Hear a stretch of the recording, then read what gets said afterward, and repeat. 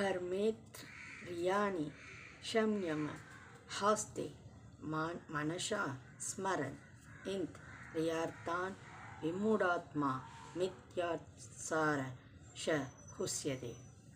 இதுக்கு அர்த்தம் என்னென்னா, புலன்களின் செயல்களை கட்டுப்படுத்தி அதே சமயம் புலனின்ப பொருள்களில் மனதை அலைப்பாய விடுபவன் தன்னையே முட்டாளாக்கி கொள்கிறான்.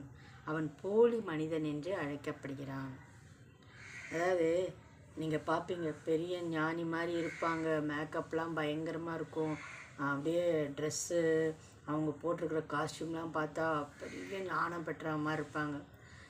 அவங்க ஒரு காட்சி பொருளாக தான் ஞானி அப்படின்றத காட்டுறதுக்காக தன்னுடைய ட்ரெஸ் மேக்கப்பு போட்டிருப்பாங்க.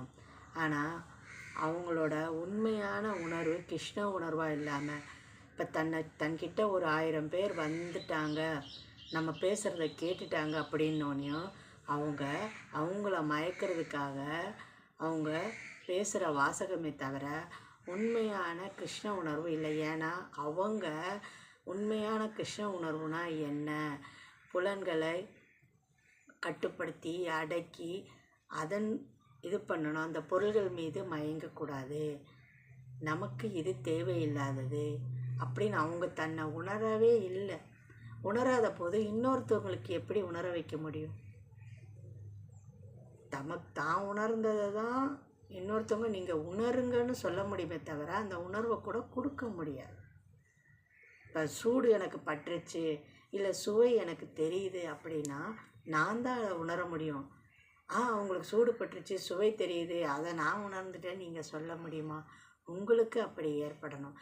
ஆனால் இப்போ இருக்கிற சில பேர் தனக்கு அனுபவம் கிடச்சிருச்சு, ஆன்மீகம் கிடச்சிருச்சு அப்படின்னு உங்களையும் நம்ப வைக்க முயற்சிக்கிறாங்களே தவிர உங்களுக்கு அந்த உணர்வை கொடுக்கக்கூடிய சக்தி அவங்களுக்கு இல்லை.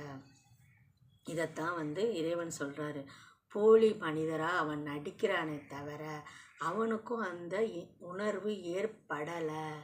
அவன் எப்படின்னா, நான் நோயாளி, நான் டாக்டர் இனிப்பு சாப்பிடக்கூடாதுன்னு சொல்லிட்டாரு, அதனால் நான் சாப்பிடாமல் இருக்கேன் அப்படின்னு சொல்லிட்டு அந்த இனிப்பு மேலே தன்னுடைய கவனத்தை எல்லாம் செலுத்திக்கிட்டு இருக்கிற மாதிரி அவன் ஆத்மாக்குள்ளே இருக்கிறான். ஆனால் வெளியே நான் இனிப்பு சாப்பிடலை, நீங்களும் சாப்பிடாதீங்க, உடல் ஆரோக்கியமாக இருக்கும்னு சொல்கிற மாதிரி நடிக்கிறான்.